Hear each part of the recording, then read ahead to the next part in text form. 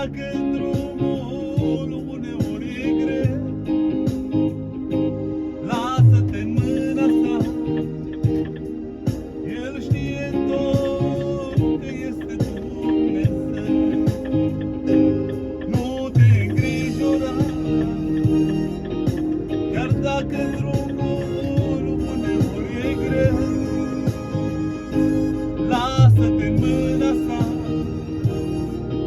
El știe tot că este Dumnezeu. 1000 să cadă alături de tine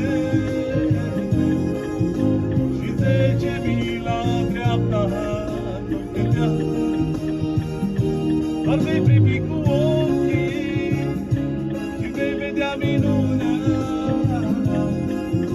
De tine nu se va apropia. 1000 să cadă alături de tine și 10.000 la dreapta nu cădea. Doar vei privi cu ochii și vei vedea minunea. De tine nu se va apropia.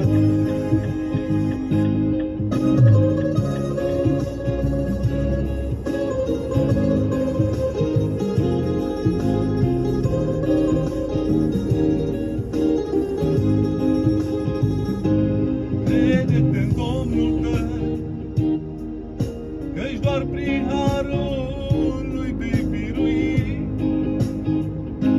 El e de partea ta, împotriva ta